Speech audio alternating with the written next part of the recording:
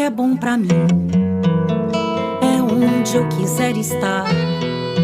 A estrela ainda brilha, ela é quem vai me guiar. Ser guerreira é minha sina, batalhando pra vencer. Tenho voz pra ser ouvida, tenho sonhos pra viver. Não vão mais conseguir me anular, me calar. Ninguém vai me impedir de cantar e lutar. Seja em casa, no campo, na rua ou na praça, chega de mordaça, agora eu vou falar.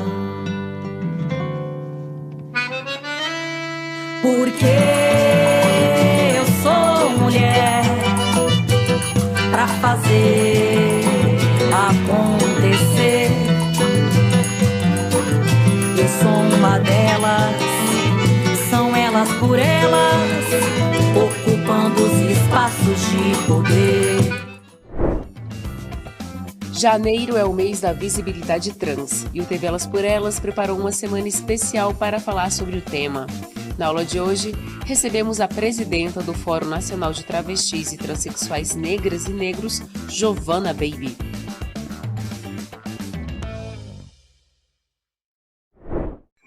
Olá, eu sou Giovana Baby, tenho um nome civil, Giovana Cardoso da Silva, mas tem esse nome popularmente de trajetória política importante, que é Giovana Baby, que é a minha marca de luta, marca de resistência. Eu sou baiana, da cidade de Mucuri, lá no extremo sul da Bahia, divisa com o estado do Espírito Santo. Tive que fugir da casa dos meus pais aos 13 anos, aliás, antes de completar os 13 anos, para construir a minha identidade. Sou de uma família nasci lá em lar cristão, né, lá evangélico, uma família conservadora, meu pai pastor, hoje aposentado, mas tive que sair da casa dos meus pais para construir a minha identidade, para encontrar com essa pessoa que sou hoje, que é a pessoa que realmente sempre existiu. Eu, lá no estado do Espírito Santo, em 1979, inconformada, quando eu saí da casa dos meus pais aos 12 anos, 12 para 13 anos, eu fui morar em Vitória, capital do estado do Espírito Santo. E lá, o único mercado disponível, que é ainda hoje para a população de travestis e transexuais no Brasil, é a prostituição. Lá eu tive que me prostituir a partir dessa idade, 12, 13 anos, e não me conformava com a violência policial, com as batidas policiais, com as prisões arbitrárias, o que acontecia cotidianamente. E aí nós instituímos lá, inconformados, em um certo final de semana nós fomos presas, e aí eu já tinha completado os meus 18 anos, e por incrível que pareça, o meu presente de aniversário foi assinar o artigo 59 do Código Penal, que é o artigo que trata da vadiagem de pessoas, segundo a justiça, pessoas desocupadas, e eu fui pega nesse dia com uma gama de outras mulheres, incluindo mulheres travestis, mulheres trans, e nós fomos presas e fomos obrigadas a assinar o artigo 59 do Código Penal, que é vadiagem, e eu fui processada pelo Estado por ser vadia, segundo eles, né? Mas aí a gente conseguiu se libertar dessa prisão com 3 dias, através de um serviço social da Prefeitura Municipal de Vitória, onde o advogado entrou com ação e nos tirou da prisão, e a partir daí, nós, inconformados com aquela violência policial que era cotidianamente, nós nos reunimos na rua em Vitória, ali na região do Parque Moscoso, no centro da cidade, e fundamos a primeira associação de prostitutas do Brasil. Registramos lá em Vitória, congregando também as travestis. A identidade que se apresentava, a identidade de gênero que se apresentava à época, era só a identidade travesti. A gente não tinha identificado ainda as mulheres transexuais, os homens trans. Era a identidade que se apresentava, eram as travestis. Aí criamos essa associação chamada Associação das Damas da Noite, que congregava mulheres profissionais, mulheres e travestis, mulheres cis e mulheres travestis profissionais do sexo. E aí, nos anos 80, eu fui embora para o Rio de Janeiro, e lá no Rio de Janeiro também, com a questão da violência, a gente tem que resumir para poder contar para vocês a nossa realidade enquanto pessoa travesti nesse país. Fui para o Rio de Janeiro, a violência era a mesma. E aí, inconformada com aquilo tudo, também, eu sei que nos anos 80 eu cheguei no Rio, e nos anos 90 eu liderei um grupo de travestis no Rio de Janeiro, Giovana Baby, sou eu, Elza Lobão, Beatriz Senegal, Cláudia Pierre França, Monique do Bavier e Josi Silva. Instituímos a primeira associação trans do Brasil, que era a Astral, Associação de Travestis e Liberados, e posteriormente a gente identificou que nós éramos a primeira associação exclusivamente trans da América Latina e do mundo, porque lá fora sempre teve lá nos outros países, sempre teve os grupos mistos, né, mas exclusivamente trans ainda não existia. E nós, no Brasil, através da Astral, liderado por mim, no Rio de Janeiro, a gente instituiu a primeira associação trans do mundo, aqui no Brasil, nos anos 90, registrada em cartório, dia 15 de maio de 1992, no Rio de Janeiro. E em todas essas eras que nós convivemos, inclusive com o finalzinho da ditadura, a nossa luta foi sempre para reduzir, pelo menos reduzir o índice de violência que a sociedade dispensava contra a gente através da violência policial, que a polícia age quando a sociedade as pressiona, né? E a gente era presas constantemente, a gente era violentadas, a gente apanhava, a gente era assaltada, a gente tinha os cabelos cortados, a gente tinha os saltos tomados pela polícia militar e cortados, várias atitudes que nos deixava sequelas gravíssimas. E aí, a nossa maior luta nos anos 70, 80, 90, era para banir a violência que era dispensada à população de travestis, que era a identidade que se apresentava, a identidade de gênero que se apresentava à época. Mas aí, a gente, nesse enfrentamento à violência, nesses possíveis diálogos que se iniciou com gestores da área de segurança pública, gestores do governo, outras necessidades foram sendo alcançadas e que a gente precisava buscar solucionar esses pequenos problemas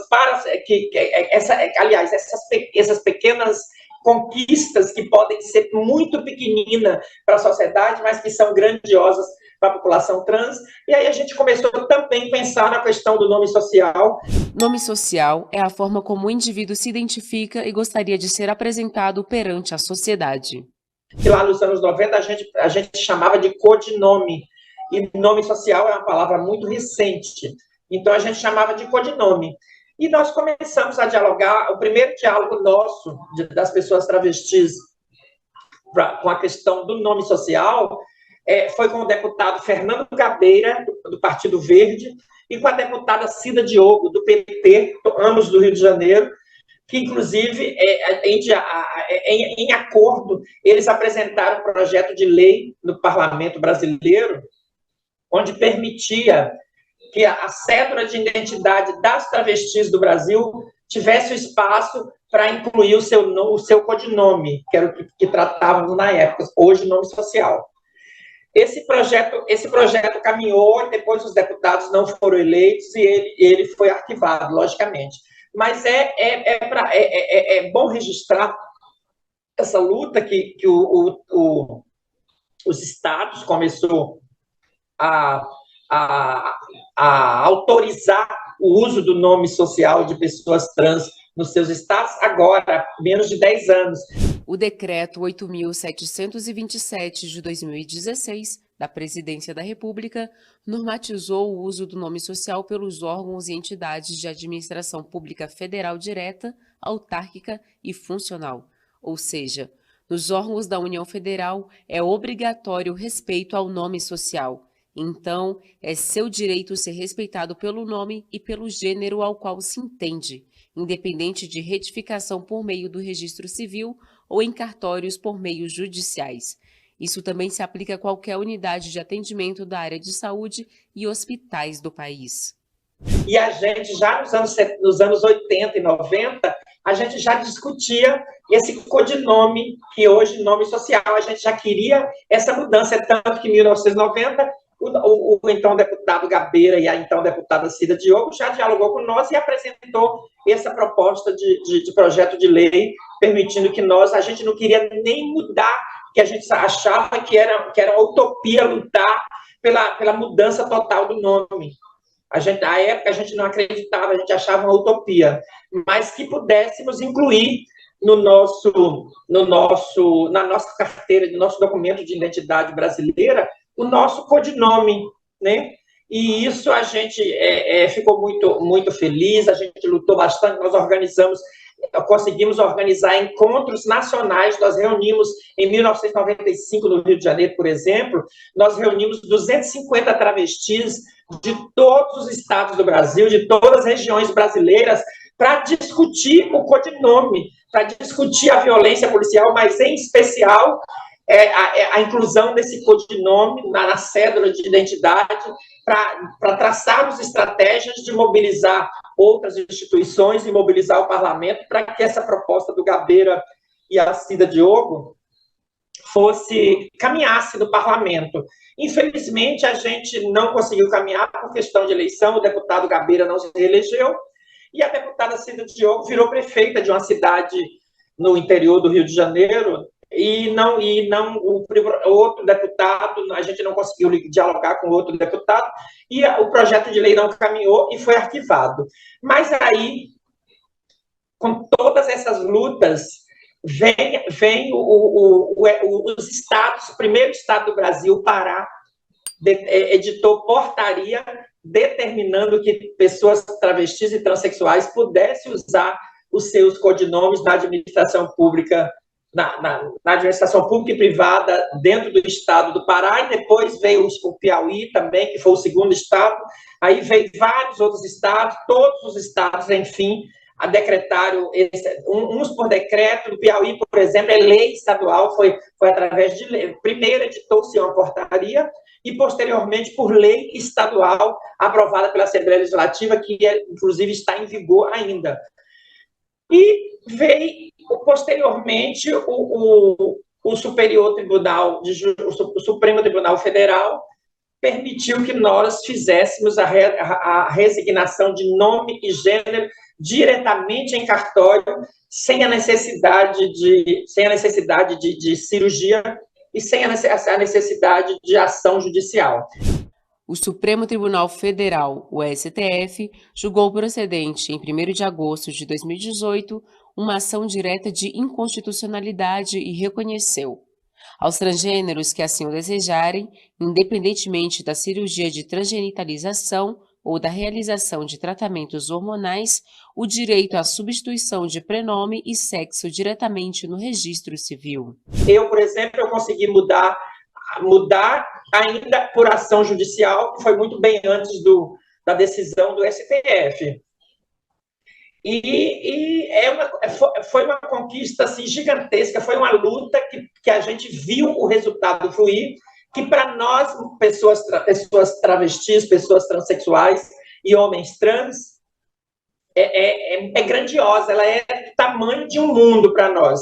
Para a sociedade pode ser uma coisa tão pequenininha que eles ainda lutam contra isso, para que esse direito nosso seja rechaçado, mas que a gente continua firme, gozando desse direito e buscando mais direito. Agora, a nossa batalha agora é para a formação política e empregabilidade trans, é o que a gente vai batalhar, é uma das nossas propostas de empenho para próximas ações e próximas atuações, e para nós que somos pessoas trans, qualquer conquista, eu já disse e volto a reafirmar, qualquer conquista que parece tudo normal para outros segmentos ou para a sociedade de forma em geral, mas quando essa conquista nos beneficia, ela se torna auspiciosa, ela se torna enorme, gigantesca, como, por exemplo, em 2004,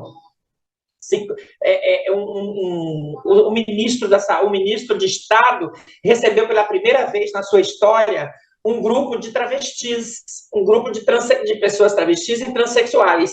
E também o Congresso Nacional, nessa mesma época, um grupo de travestis e transexuais adentrou ao Congresso Nacional, visitando deputados, participando de audiências públicas, participando de reuniões com no parlamento para discutir direitos LGBT como um todo.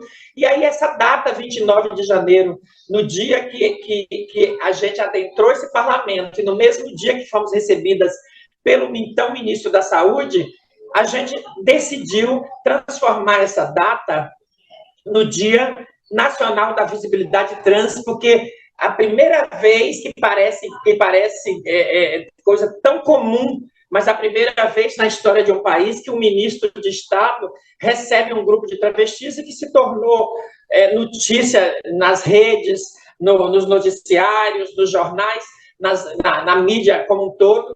Isso se tornou um boom porque não é comum haver autoridades constituídas receber ou dar importância às demandas dessa população. Mas a partir de um governo socialista que se instalou no Brasil, e é bom citar que foi logo nos primeiros anos de governo socialista, de governo do povo, de governo que carrega todos esses corpos, todas essas representatividades, a gente passou a ser vista por um governo que lançou uma campanha Travestir e Respeito, e nesse dia nós fomos recebidas pelo ministro. Essa campanha foi discutida com a sua assessoria do Programa Nacional de AIDS, e nesse dia a gente foi recebida e transformamos esse dia no dia 29 de janeiro, dia da visibilidade trans. Mas nós também temos outras datas de importância que é considerada, que são comemoradas pelo movimento de travestis e transexuais no Brasil, que é o dia 15 de maio, o dia que nós fundamos a primeira associação trans do mundo. Aqui no Brasil, a Astral, esse dia também é, inclusive, por lei do Estado do Rio de Janeiro, e a gente busca agora efetivar nos outros estados também por lei, o Dia do Orgulho Trans, 15 de maio. E aí, voltando a falar do 29 de maio, a partir daí, dessa visibilidade pública, desse ato político de extrema importância, de extrema importância para nós, não para a sociedade, comum para a sociedade, mas de grande importância para nós, isso passou a elevar a autoestima de muitas mulheres travestis, de muitas mulheres trans, Brasil afora, que a partir dali perceberam: eu posso, ele pode me escutar, o governo pode me ouvir e ele tem a obrigação de me ouvir. E essas pessoas começaram a se organizar, começou a fundar grupos, começou a fundar instituições trans nos seus municípios, nos seus estados, que transformou o movimento trans no Brasil, essa grandiosidade que é hoje. Nós ainda temos, certamente, quando a gente vai falar de lutas e conquistas, nós ainda temos muito a conquistar. Nós precisamos deixar de ser o país que mais mata pessoas trans no mundo, e também precisamos que esse país, que a hipocrisia, que a máscara da hipocrisia desse país seja desnudada, porque, mais uma vez, em 2022, o Brasil é campeão mundial de acesso à pornografia trans no mundo. Quer dizer, o país que mais acessa pornografia trans no mundo também é o que mais mata pessoas trans no mundo. Ou seja, eu desejo, eu te mato, porque ninguém pode saber desse meu desejo. E aí, a nossa vida, a gente vai levando um dia se desviando de uma bala, outro dia se desviando de um facão, mas chega um determinado momento que não consegue se desviar dos dois, pauladas, pedradas, fogo com gasolina, é o que tem sido nos nossos corpos, que a gente tem, inclusive, uma mulher trans que foi assassinada viva, queimada, pouco menos de 2 anos em Recife, e outros casos mais de incêndio com ácido muriático, que as pessoas que jogam nas travestis na rua, onde, quando elas estão lá nos seus pontos, tentando fazer a prostituição para poder sobreviver. Então, a gente vive nesse país que a gente tem essas conquistas tão singelas, mas de extrema grandeza para um segmento que é aviltado, deixado à margem, e que só o governo socialista, por um pouco período que passou, conseguiu nos dar visibilidade e nos inserir como pessoas, como cidadãs, como eleitoras, como pagadoras de todas as imposições públicas, como as demais pessoas dessa sociedade. Então, eu acredito que nós almejamos um Brasil sem violência para todas as pessoas, não só para as pessoas trans. Nós não somos um segmento que só pensamos um palmo acima da nossa genitália. Nós queremos combater o racismo estrutural, nós queremos combater a misoginia, o sexismo, o machismo, o feminicídio, todas as formas de preconceito, o preconceito geracional, o preconceito social, a xenofobia, que também é uma coisa gritante nesse país. Nós queremos um país livre de todas as opressões. Nós somos o segmento social que menos tem conquistas nesse país, mas que as conquistas raras que tivemos teve impacto gigantesco, atravessou, transformou vidas, incentivou, resgatou e transformou em um movimento sólido de luta e de vontade de vencer. Então, a gente acredita que nós, nesses últimos 4 anos, a gente passou por momentos muito difíceis, mas muito difíceis mesmo. A nossa perspectiva de vida, que era normalmente de 35 anos, eu sou uma sobrevivente, que eu vou completar 60 anos no próximo, driblei essa estatística, no próximo ano eu completo 60 anos, e a expectativa de vida de uma pessoa trans, de uma pessoa travesti em especial, que quem morre no Brasil assassinada são as travestis, aliás, muitas mulheres, as mulheres, em especial as mulheres travestis, essa expectativa de vida durante esse ano, esses 4 anos de atraso, esses 4 anos de retrocesso, de falta de democracia, a nossa expectativa de vida caiu para 29 anos. Dados comprovados, 78% dos assassinatos de pessoas trans no Brasil, pessoas travestis no Brasil, são de mulheres travestis pretas. E a política pública voltada para a promoção da igualdade racial precisa, a partir de agora, estamos felizes e com vontade acreditando que o governo que se instala a partir de janeiro vai fazer mudanças impactantes nas nossas vidas.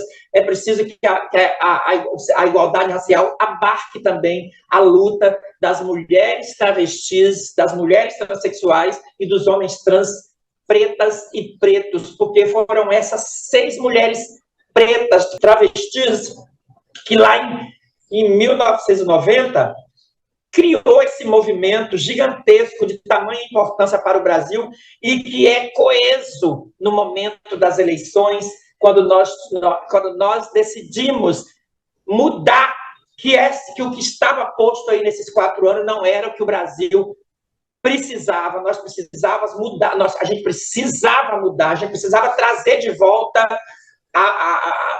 a bondade e mostrar para as pessoas que a bondade é muito melhor do que a ruindade. E foi isso que fizemos. Nós, assim como todas as pessoas comuns desse Brasil, arregaçamos as mangas e fomos para as ruas, fomos para os mais longínquos espaços, locais, pedir às pessoas: vamos mudar esse país, vamos dizer para o mundo que o Brasil pode ser um Estado livre de todas as opressões. Então, as nossas conquistas que nós tivemos durante esses 43 anos de movimento, que o movimento oficialmente se inicia lá em 1979, na capital do estado do Espírito Santo, nesses 43 anos de movimento, as nossas conquistas que foram muito grandiosas, parece pequena para a sociedade em geral, mas que foram muito grandiosas para nós, foram a conquista do nome social, essa conquista de um governo socialista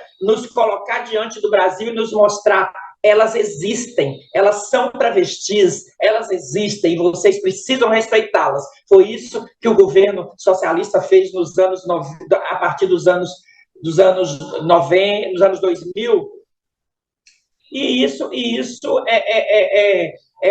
nos trouxe uma certa tranquilidade, uma certa vontade de luta e de enfrentar os percalços para nós que já éramos veteranas e para muitas que estavam chegando e para outras que possivelmente vão chegar.